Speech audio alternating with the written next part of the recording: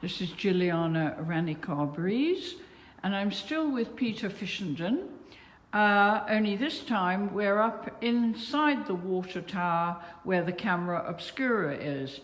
And this is part 3. Now, Peter, tell me something about yourself, your background, what you studied, and in fact, your journey.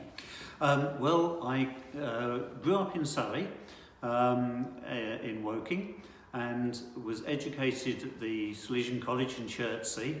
And I was very lucky that our headmaster, Father O'Shea, bless him, saw that computers were going to be the thing of tomorrow. So in 1969, he got a lecture in from Brooklands Tech, and we did a little bit of computer programming. Wow. So I was right in at the beginning of it, really. Right. And then I came pioneer, down, you might say. Almost. Came down to Sussex, to Brighton Polytechnic, to do a degree in chemistry and fuel technology, which unfortunately with the unfortunately with the impatience of youth, I didn't finish. I did 2 years of a 3-year course, which I now see is very silly. But in those days, I thought I was moving on and making the right decision. And we were looking at the new ways of producing energy. And in fact, one of the things we were looking at is things like the wind turbines that we've got out at sea now. We've got 116 in the Rampion wind farm just offshore. And on a very good day, or a reasonably good day, we can see the turbines turning on the camera Obscura, which is great to see. There isn't a windmill here, is there? There is. There's a windmill. There are two. There's a windmill in the road in which I live, actually. Good heavens, where do you live? In Holmes Avenue. That's the West Blatchington windmill. Oh yes, I've been there. Yes, I've been there. Yes, that's a very old. And mill. they use that for lectures, Brahma Kumaris. Yes. There's and visitors flock to see that. Yeah. And when we get visitors here, and I mention the wind turbines out at sea, and they say, "Oh, dreadful things! They're an old eyesore." I always say to them, "But we need clean energy." And in 200 years' time, when there's only one left, because all the rest have corroded and fallen into the sea, people will be doing boat trips out to see these wonderful things that 200 years ago people used to use for making energy. And we'll probably be on to a different form of producing energy by then. But I think it's nice that we've got those out to sea. Brighton being a fairly green place, it's good to see this production of green energy. Yeah, we are very eco here. But moving on from there, I then went to join the fire service in 1980. Why? I was singing in the church choir, and I was looking to change my job, and I was in pest control at the time, and one of the altos said, "Oh, there's a job going at the fire brigade in the control room." And this is where in Brighton? No, this was in Lewes. Oh, because okay. Lewes covered the whole of East Sussex. There's just one control room for the 24 stations that were dotted about Sussex. A bit like the airport then? Yes, you know, indeed. You're controlling... Yes, that's right. Oh, wow. It was a wonderful job, and I was very proud to work for the fire brigade. How long did you work there for? I did 34 years in all. Oh. I did... They've given you a pension, I hope. They have. Very kindly. They've given me a pension. They're a good sort. Did they give you a gold watch? Oh no, I didn't get a gold watch, but I have got my 20-year long service and good conduct medal, and also my 30-year medal, which I'm very proud to wear. Good conduct, eh? Yes, good conduct. They obviously had a liberal interpretation of that.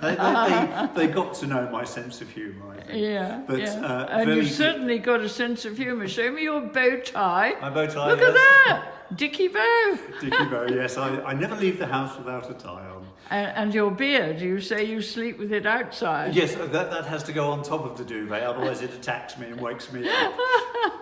But yes, I've always... Do children pull it? No, but sometimes when I'm going shopping, particularly in the winter time, a small child will look and whisper to his mother, and I've heard the mother say, "Oh yes, he does look a bit like Father Christmas." And I normally play up and I say, "And have you been a good boy?" And if they see me in the summer, I say, "I'm on holiday here, don't tell anyone."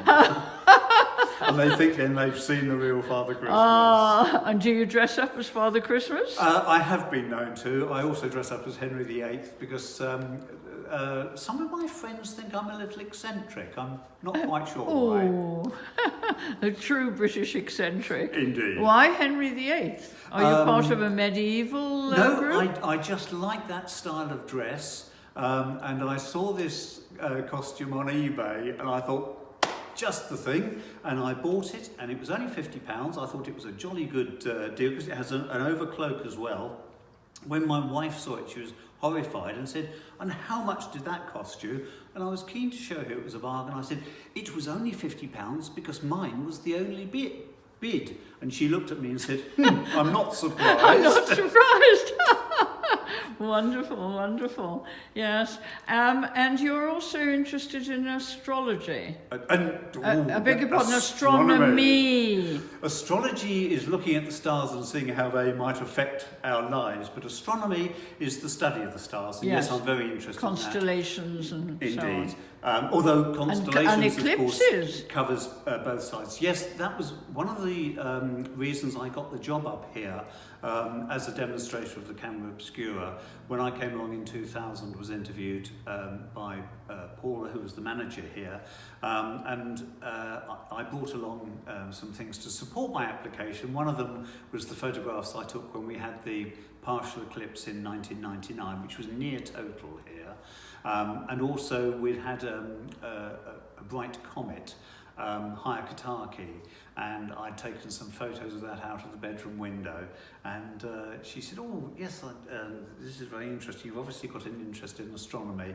And I think my sense of humour came over in the interview as well. And she said, "I think you'll fit in well here." And you give lectures as well? I give lectures at the astronomy group, yes. I give lectures on the planets and also on telescopes. Now we have a new telescope that is going to replace Hubble. Hubble will still be functioning, but there is the James Webb Space Telescope. And where's that?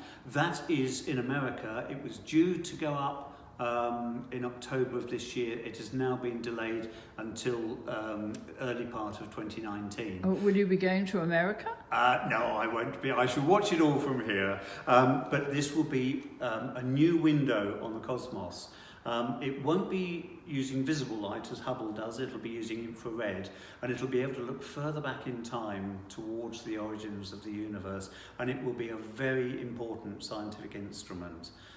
It was nearly scrapped after they'd spent a lot of money on it, but they've now rejuvenated the project, and we're looking forward to that being So we're living in launched. very exciting times, are we not? We have been living in exciting times really since the beginning of Well, I mean technological times. Technological, you see, as I said, Father O'Shea got us programming computers in 1969, and all that So journey, we have to thank Father O'Shea. Yes, they've been fascinating times, and the developments that go on all the time, we're seeing new developments.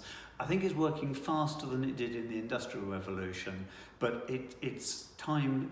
We've now got the Electrical Revolution, and the digital. Yes, yeah, absolutely fascinating times. And of course now we're pouring so much power into these things, we've got to look at new ways of producing power rather than burning fossil fuels. And if we solve the hydrogen storage problem, I predict that everything else will go away. We'll be using hydrogen and fuel cells to power everything. And will that be in our lifetime?